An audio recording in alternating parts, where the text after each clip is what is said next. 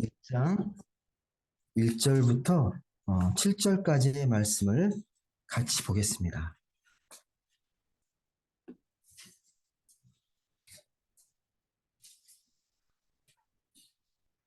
요한이서 1장 1절부터 7절까지 말씀 우리 같이 한 절씩 교독해 읽도록 하겠습니다. 제가 먼저 1절 말씀을 읽겠습니다. 장로인 나는 택하심을 받은 부녀와 그의 자녀들에게 편지하노니 내가 참으로 사랑하는 자요 나뿐 아니라 진리를 아는 모든 자도 그리하는 것은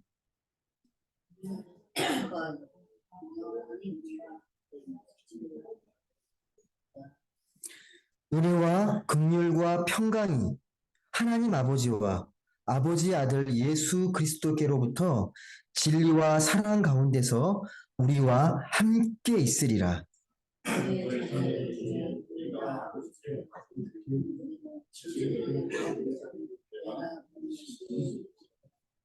부녀여, 내가 이제 네게 구하노니 서로 사랑하자. 이는 새 계명같이 내게 쓰는 것이 아니요 처음부터 우리가 가진 것이라.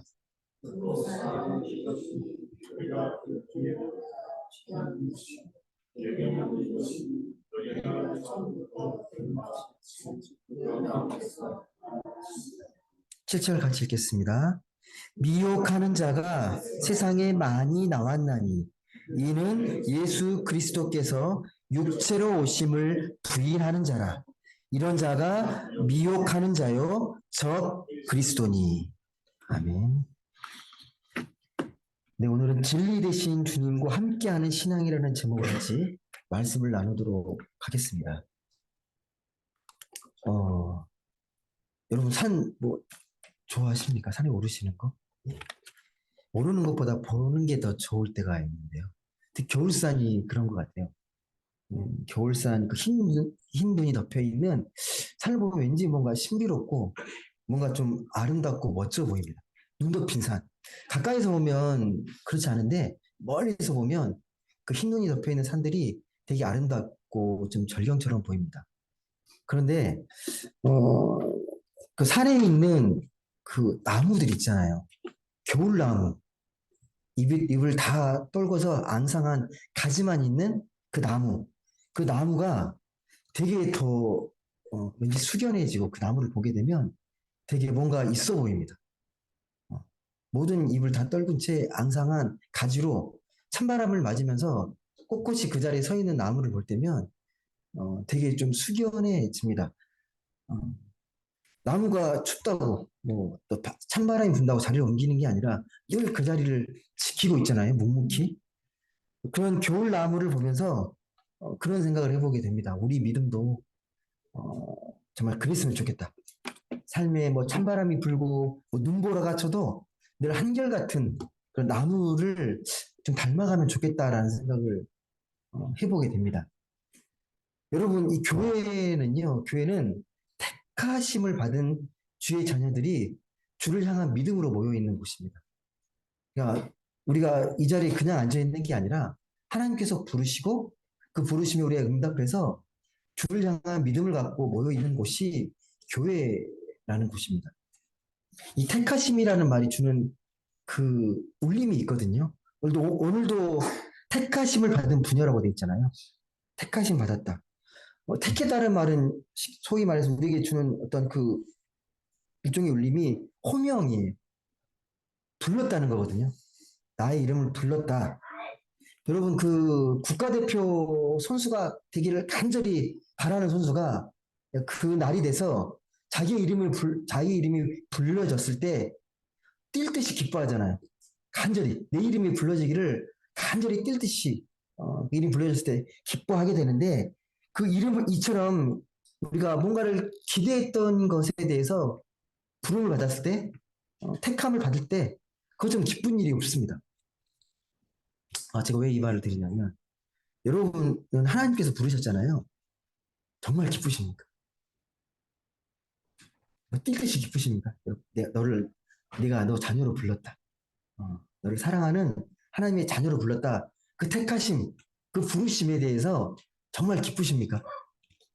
당연하게 여기십니까? 어떠신가요? 아니, 국가대표로 부름받은 사람도 뛸 듯이 기뻐하는데 하나님을 부르셨는데 기쁨과 어떤 감흥이 없다라면 좀 고민을 해봐야 됩니다. 어, 로마서 10장 10절 말씀을 보게 되면요. 우리가 어떻게 믿게 되는지에 대해서 간단하게 기록이 되어 있거든요. 한번 보시겠습니까? 우리가 어떻게 믿음을 갖게 됐는지에 대해서 로마서 10장 10절이 기록을 합니다. 로마서 10장 10절 말씀.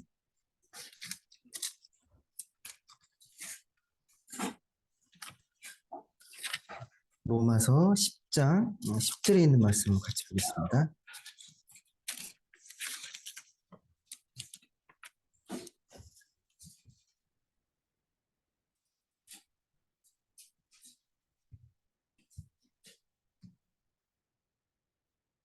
구절 10절 한번 읽어보시죠. 같이 읽겠습니다. 시작. 네가 만일 내 입으로 예수를 주로 시인하며 또 하나님께서 그를 죽은 자 가운데서 살리신 것을 내 마음에 믿으면 구원을 받으리라. 사람이 마음으로 믿어 의에 이르고 입으로 시인하여 구원에 이르느니라. 그러니까 네가 마음으로 믿어 의에 이르렀고 입으로 시인하고 입으로 고백했을 때 구원을 받는다라는 말씀이거든요. 여기서 기억할 게 하나 있습니다. 마음에 믿어 의에 이르고 입으로 신에서 구원을 받는데 그 전에 먼저 우리의 믿음이나 고백보다 먼저 있는 게 있습니다. 제가 소두에 말씀드렸죠. 하나님의 택하심, 하나님의 부르심이 먼저입니다. 하나님 부르지 않으면 우리가 마음으로 믿을 수가 없습니다. 입으로 시인할 수가 없습니다. 먼저 부르셨기 때문에 그것에 대해서 우리가 믿음으로 시인하고 고백해서 구원을 받게 됩니다. 그러니까 택하심, 부르심이 없다면 우리의 믿음은 불가능합니다. 그렇게 우리를 부르신 하나님은 모든 사람을 사랑으로 부르고 계십니다. 우리뿐만 아니라 모든 사람을 하나님의 사랑으로 부르시는데 그렇다고 모두가 하나님의 자녀가 되진 않습니다. 그 부르심에 믿음으로 응답하고 아멘으로 응답해야 화답해야 진정한 하나님의 자녀가 될 수 있습니다. 여러분, 우리를 하나님의 자녀로 부르셨다는 것 어마어마한 어떤 신분의 어떤 상승, 엄청난 축복인데 이 하나님의 부르심과 택하심을 우리가 특권으로 착각해서는 안 됩니다. 특권, 택하심을 특권인 양 우리가 잘못 받아들이게 되면요, 우리는 그릇된 선민 의식에 사로잡히게 됩니다. 지금도 이스라엘과 하마스가 전쟁을 벌이고 있습니다. 이스라엘은 여전히 선민이고 그들은 메시아를 기다리고 있습니다. 뭐가 문제냐면 그런 의식이 자로잡히는 순간 자기 무리에 속하지 않은 사람들을 천대하게 되고 멸시하고 무시하게 됩니다.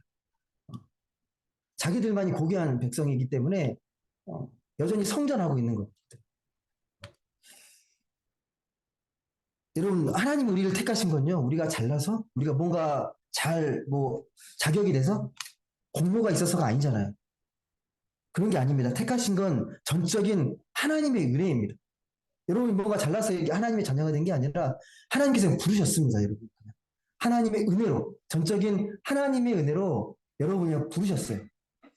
그렇다면 하나님이 왜 우리를 불렀을까요? 왜 우리를 택하시고 우리를 부르셨겠습니까? 왜 부르셨죠? 하나님 어떤 분이시길래? 하나님은요, 우리와 함께 하시기를 기뻐하시고 더불어서 우리와 함께 뭔가를 하고 싶어 하십니다. 더불어서 하고 싶은 일이 있으세요. 우리를 사랑으로 부르시고 우리와 함께 하시기를 기뻐하시는데 그런 가운데서 우리와 함께 하시고 싶어하는 일이 있습니다. 그걸 우리가 소명이라고 말합니다. 우리를 택하시고 부르신 건 우리에게 주신 소명이 있기 때문에 우리를 부르셨습니다. 말씀을 보게 되면요, 하나님의 사람들을 부르시고 소명을 주시거든요. 이스라엘 백성들을 애굽에서 끌어내서 출애굽시키고 그들과 언약을 맺습니다. 시내산에서 언약을 맺잖아요. 십계명을 주시면서 언약을 맺는데 그 언약의 내용을 주시면서 그들에게 분부하신 소명이 있습니다. 소명이 뭐였어요? 하나님과 이렇게 언약을 맺으면서 어떤 소명을 주십니까? 너희는 거룩한 백성이 되고 제사장 나라가 되라. 이 소명을 주셨잖아요. 너희는 이제 하나님의 백성이니까 거룩한 제사장이 나라가 되고 하나님의 백성이 되라고 그런 소명을 주십니다. 이게 무슨 말이냐면요.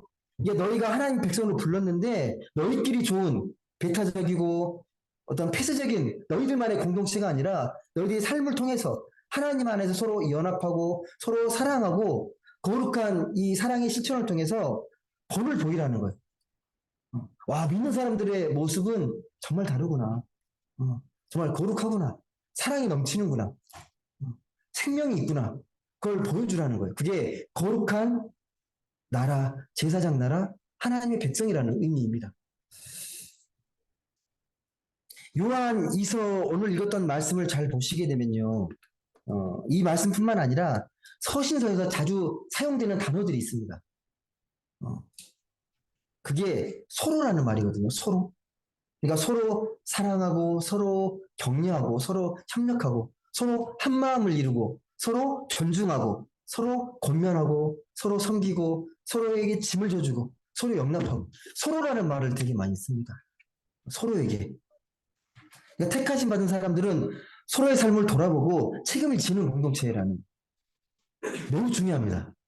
하나님이 나를 세우신 목적은 나만을 위한 것이 아니라 공동체를 아름답고 덕스럽게 세우기 위해서 그렇게 아름다운 하나님의 관계 속으로 들어가기 위해서 하나님께서 우리를 부르셨다는 겁니다. 하나님은 그렇게 우리를 관계적인 존재로 부르셨어요. 관계를 맺으라고. 하나님과의 관계를 맺고 또 믿는 사람들끼리 관계를 맺고 믿지 않은 자들과 사랑의 관계를 맺으라고 우리를 부르셨습니다. 이게 하나님의 식과 법입니다. 근데 세상의 식과 법은 아닙니다. 세상은 우리를 끊임없이 가르고 분리하고 구분하려고 하잖아요. 서로 욕망이 다르고 서로 치열하게 욕망과 욕망이 부딪히면서 내 욕망을 채우는 게 중요해요. 철저하게 개인주의적인 사고를 우리에게 이야기합니다. 그런 분위기에서 무슨 배려가 있고 희생이 있고 우정이 있고 사랑이 있겠습니까? 세상이 가르치는 그래서 그렇게 나누고 분리해서 철저히 살아남으라고 생존해서 경쟁해서 살아남으라고 이야기하는 겁니다. 세상이 말하는 식가법이고요. 하나님은 그럴수록 더 서로를 돌아보고 사랑하고 서로에게 격려하고 책임지는 공동체, 사랑하는 공동체가 되라고 우리에게 이야기하십니다. 여러분 그래서요. 현대인들이 느끼는 이 외로움의 골이 상당히 깊습니다. 지금도 하나님 우리에게 그래서 말씀하시는 거예요. 그 어느 때보다 너희가 서로 마음을 모으고 사랑으로 새 삶을 시작하라고 우리에게 말씀하십니다. 택하심을 받은 주의 자녀라면 그리 한다라는 겁니다. 근데 이 사랑이라는 게 여러분 하나님 말씀하시는 이 사랑은 감정적인 사랑이 아닙니다. 감정적인 차원의 사랑이 아니라 아가페적인 사랑, 그걸 뛰어넘는 하나님의 사랑입니다. 이 사랑이 어디에서 유래할까? 그 말씀이 오늘 읽었던 요한 2서 1장 2절에 있습니다. 한번 보시겠습니까? 그 사랑의 기원, 사랑의 유래가 오늘 말씀에 기록되어 있습니다. 요한 2서 1장 2절 말씀. 우리 한번 같이 읽어보겠습니다. 시작. 우리 안에 거하며 영원히 우리와 함께할 진리로 말미암음이로다. 사랑을 이야기하면서 그 사랑의 근거를요 진리라고 말합니다. 진리. 우리 안에 거하여 영원히 우리와 함께할 진리로 말미암아 거기에서 사랑이 나온다는 것. 진리를 알았을 때 그 진리. 사랑의 뿌리로 말하는 게 이 진리입니다. 근데 여기서 말하는 진리는요 세상이 말하는 뭐 이치나 법칙이나 원리를 말하는 게 아닙니다. 여기서 진리는요 어떠한 특정한 존재를 가리키는 거예요. 누구를 가리킬까요? 예수 그리스도. 예수라는 존재를 가리킵니다. 사랑이신, 사랑 자체이신 예수 그리스도를 이야기합니다. 그 진리 되신 주님은 여러분 십자가의 죽음으로 사라지신 분이 아니라 부활하시고 영원한 생명으로 살아나셔서 우리와 함께 하시는, 우리와 영원히 함께 하시는 분이십니다. 그게 진리예요. 진리 되신 분이 우리가 믿고 있는 예수 그리스도입니다. 근데 그분은 우리와 함께 하시고 영원히 함께 하시는 분이죠. 그런 진리 대신 사랑 대신 예수님이 우리와 함께 하시게 되면요.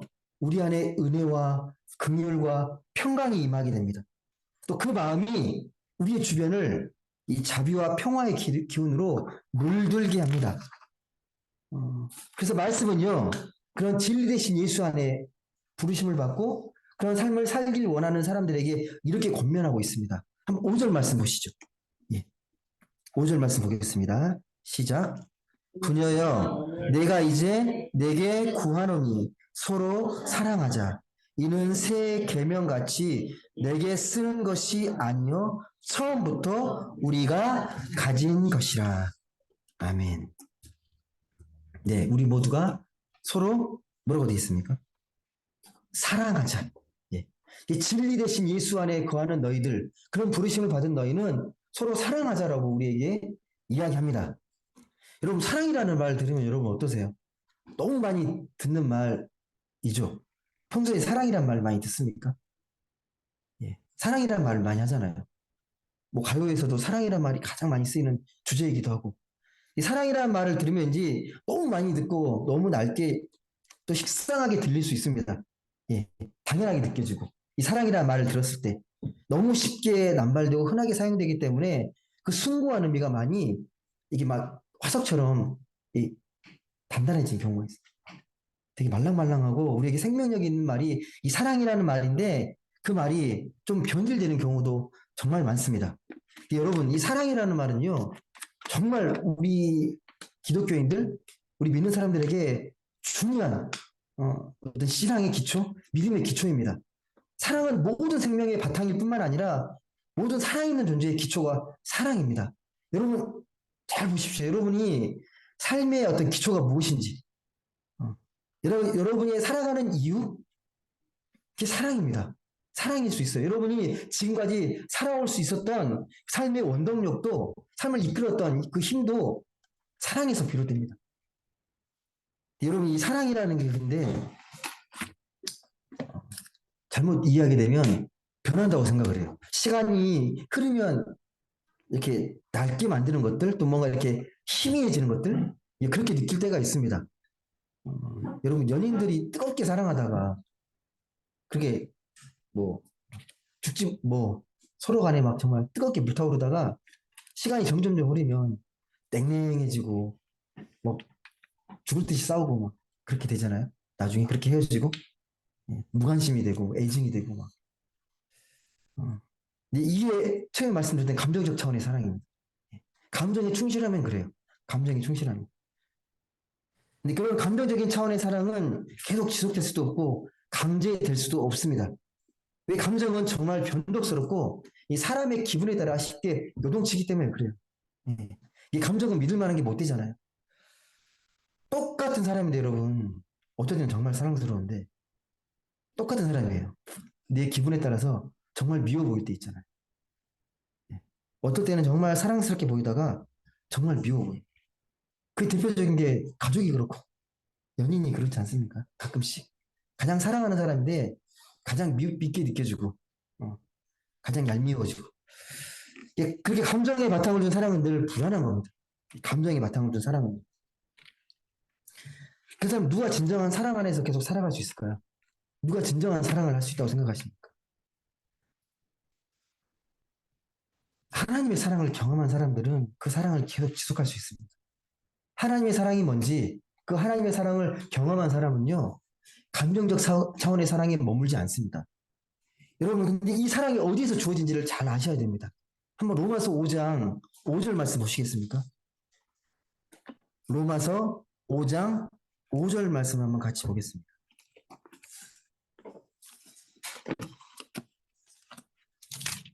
로마서 5장 5절에 있는 말씀 한번 같이 보겠습니다.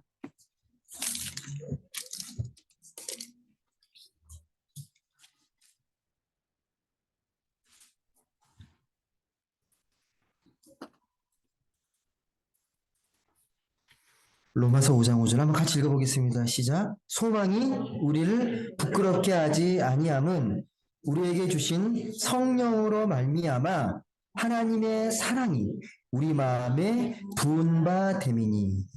아멘. 소망이 우리를 부끄럽게 하지 아니함은 우리에게 주신 성령으로 말미암아 하나님의 사랑이 우리 마음에 부은 바 되었다. 무슨 말입니까? 사랑은 내 안에 의지적으로 노력한다고 주어지는 게 아니라 이 아가페적인 사랑은 하나님께서 성령을 통해 부어주신다는 말씀. 내 입으로 자꾸 착각하죠. 내 힘과 내 어떤 의지로 자꾸 사랑하려고 하니까 힘들고 뭔가 어렵잖아요. 하나님 내 마음에 부어주신 그 사랑의 힘으로 우리가 사랑할 수가 있는데 우리가 그런 사랑이 아니라 자꾸 감정적 차원의 사랑을 하려고 하니까 너무 힘든 거예요. 우리가 사랑 가운데 머물 수 있는 것은 그러니까 하나님께서 성령을 통해 그분의 사랑을 우리 마음속에 부어주셨기 때문에 가능한 겁니다. 즉 내 마음에 부어주신 사랑 덕분에 우리는 진짜 사랑할 수 있는 그 사랑으로. 그래서 우리가 하나님의 그 사랑이라는 셈, 그 마르지 않은 셈에서 자꾸 사랑을 길어 올려야 우리가 계속해서 사랑을 할 수 있고 사랑으로 빚어질 수 있습니다. 딴 데서 찾으시면 안 돼. 내가 사랑이 부족하면 하나님께 찾아야 돼. 사랑을 부어달라고. 사랑의 은사를 달라고 계속 여러분이 간구하시면서 사랑의 은혜를 구하셔야 합니다. 딴 데 채워지는 게 아닙니다. 다시 말씀드리지만 우리의 사랑은 감정적인 차원의 사랑이 절대 아닙니다. 내가 당연히 사랑할 사람, 내가 할 수 있는 사람들을 사랑하는 것. 그런 감정적 사랑은 진정한 사랑이 아닙니다. 내 마음에 들지 않는 사람도요. 주님의 사랑의 대상임을 우리가 깨닫고 호감을 갖기는 어려워도 그래도 하나님의 사랑으로 바라볼 수 있어야 합니다. 당장은 안 되더라도 하나님이 이분들도 사랑의 대상이다. 사랑하는 분이다라는 그 마음을 품어야 합니다. 여러분 참 사랑으로 살아갔을 때 그 능력이 어마어마합니다. 사랑이 주는 효과, 사랑의 그 능력이라는 게 엄청납니다. 여러분 사랑은 우리 마음을 괴롭히는 상처를 치유하는 힘이 있습니다. 사랑하게 되면 내 상처가 치유받는 그런 회복의 능력을 경험하게 됩니다. 또 세상의 비열함과 잔인함으로 상심한 사람들을 다시 일으켜 세우게 되고 실패하고 절망하는 사람들에게 다시금 삶의 이유를 깨닫게 합니다. 어쩔 때요. 사랑의 힘을, 사랑의 위로를 받았을 때. 또 기댈 곳 없는 사람들에게 사랑을 베풀게 되면요. 그들이 마음의 고향, 영혼의 고향을 얻게 됩니다.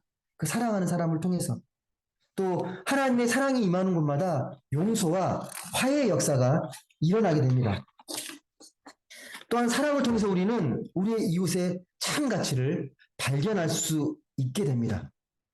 또 진정으로 사랑하는 사람은 누군가를 내 생각으로 바꾸려 하기보다 오히려 스스로 내 자신이 겸손한 자세로 변하려고 노력합니다. 마치 주님이 우리 인간의 몸을 입고 겸손히 진짜 인간이 되신 것처럼 그렇게 사랑은 우리 자신에 대해서 돌아보게 하고 우리를 변화시킵니다. 여러분 그래서 사랑이 뭐냐면 사랑은 하나님이 살아계신다는 가장 강력한 증언, 보이지 않는 하나님의 실상이 바로 이 사랑입니다. 요한일서 4장 12절에서 이렇게 말합니다. 그래서 요한일서 4장 12절 사랑에 대한 이야기입니다. 요한일서 4장 12절 한번 같이 읽어보겠습니다. 요한일서 4장 12절 말씀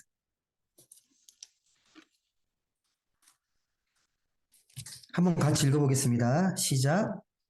어느 때나 하나님을 본 사람이 없으되 만일 우리가 서로 사랑하면 하나님이 우리 안에 거하시고 그의 사랑이 우리 안에 온전히 이루어지느니라.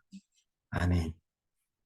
어느 때나 하나님을 본 사람이 없으되 만일 우리가 서로 사랑하면 하나님이 우리 안에 거하시고 그의 사랑이 우리 안에 온전히 이루어진다. 라는 말씀입니다.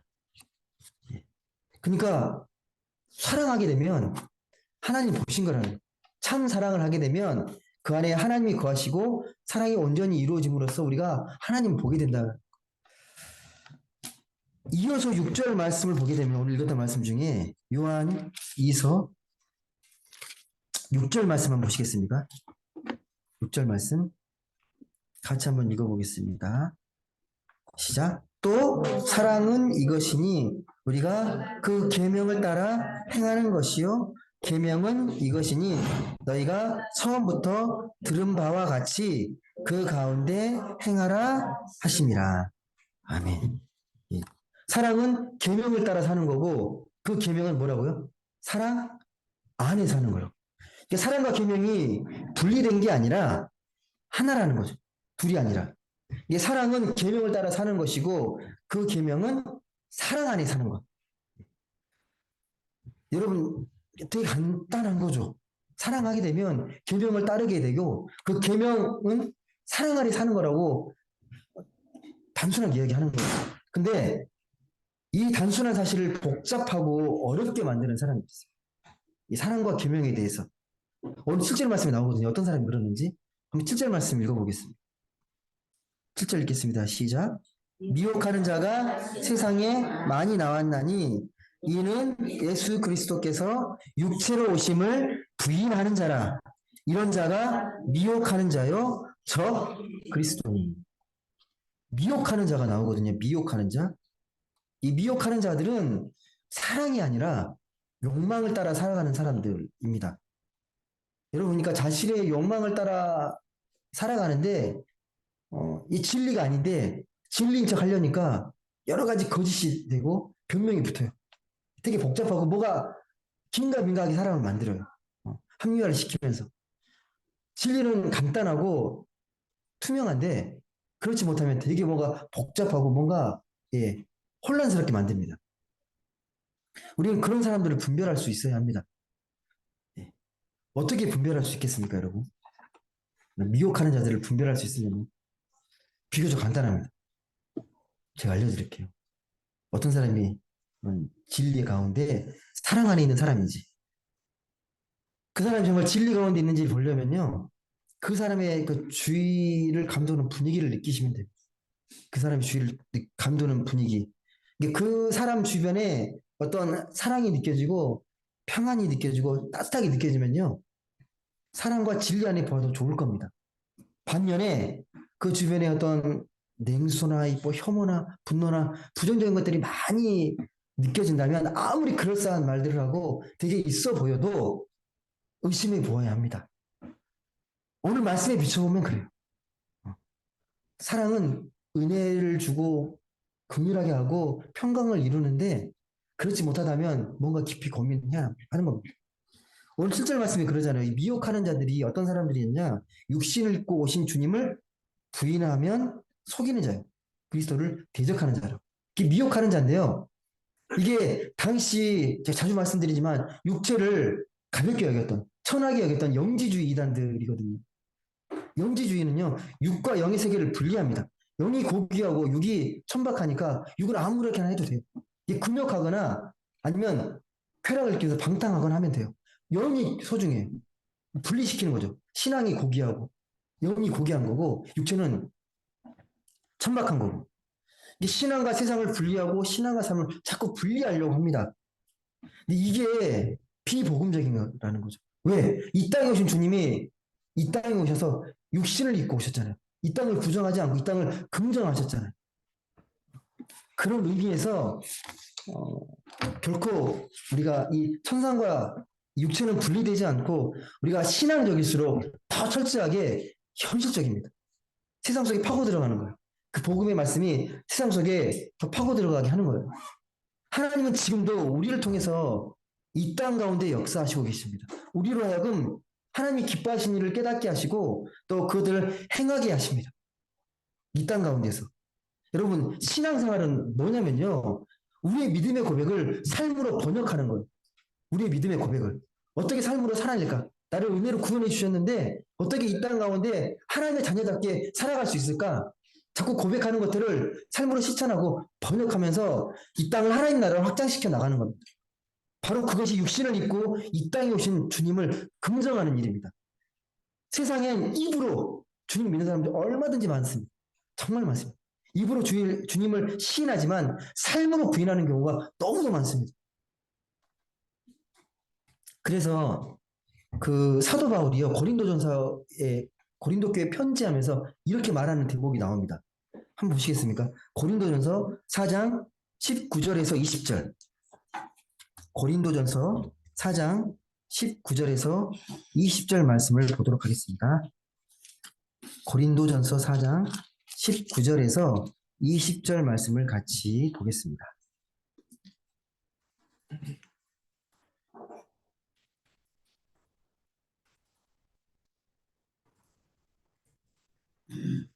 우리 한번 같이 읽어보도록 하겠습니다. 시작. 주께서 허락하시면 내가 너에게 속히 나아가서 교만한 자들의 말이 아니라 오직 그 능력을 알아보겠으니 하나님의 나라는 말에 있지 아니하고 오직 능력에 있음이라. 아멘. 무슨 말씀인가요? 이게 말로는 나 예수 믿는다고 떠든 사람들은 정말 많았는데 그 교만한 자들의 말이 아니라 어디에 있다고요? 그 능력은? 능력이 있다. 그러니까 사랑의 능력이 있다는 거예요. 삶으로 보여줘야 한다는 거예요. 말로 누가 못하냐는 거죠. 말씀을 맺겠습니다. 여러분 오늘 말씀을 보게 되면요. 우리가 지금 아직 새해잖아요. 새해를 맞아서 오늘 말씀을 통해 보게 되면 먼저 할 일이 있어요. 신앙인으로서 지금 내 모습이 어떤 모습인지를 잘 돌아보고 성찰하면서 우리가 하나님께 나아가야 한다는 겁니다. 그러니까 구체적으로 나라는 사람이, 나라는 존재가 주위 사람들에게 어떤 사람으로 비춰지는지, 어떤 영향을 끼치고 있는지를 한번 보시라는 거예요.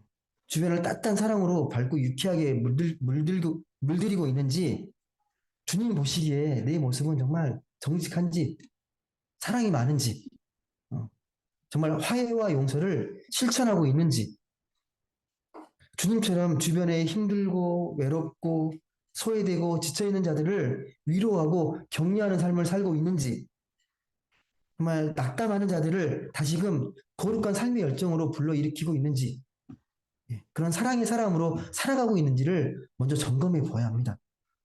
여러분, 오늘의 시대를 영적으로 표현하면 한마디로 사랑이 차갑게 식어가는 시대라고 저는 느껴집니다. 그런 의미에서요, 하나님은 그 어느 때보다 우리가 사랑의 불씨가 되기를